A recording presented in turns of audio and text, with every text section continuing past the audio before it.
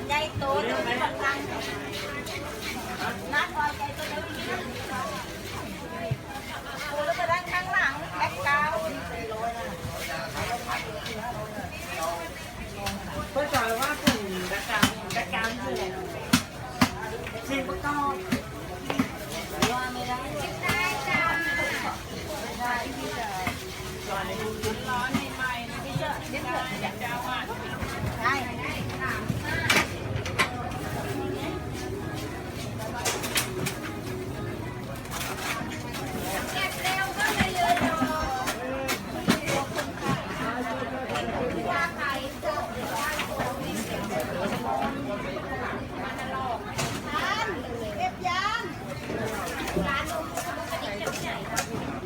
ไปแก้วครับอ้าวอย่าว่าจะสั่งเลย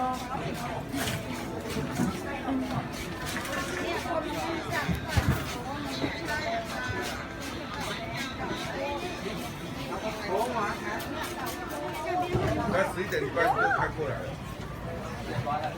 还有7点。เอาวันไหนเลย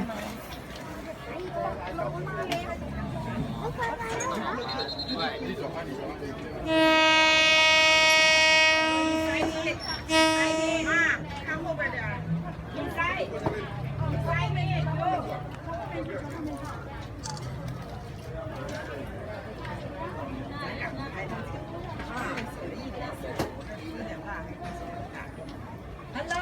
ยูไซ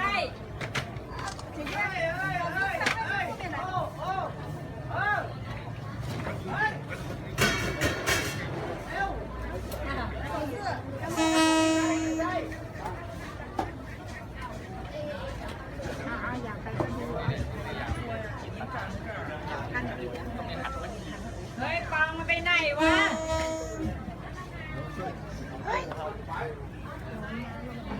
ปลาตากแดดตีแดดนะเอาคันรุ่นก่อนก็ได้มั้งหัวหน้าพี่เชิญด้านในเลยค่ะคนไทยว่างั้นเลยครับไปก่อนครับทำไมไม่เปลี่ยนเสื้อครับเฮ้ยไอ้โอ้จะมาคุณถอยหลังลูก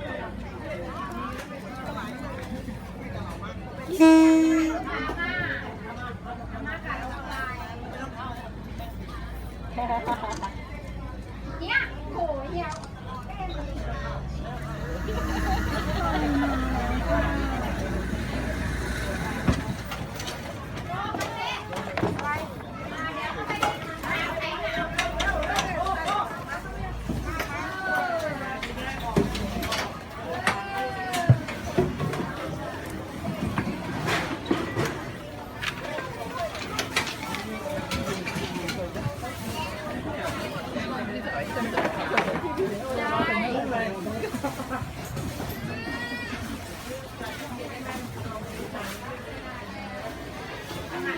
เดี๋ยว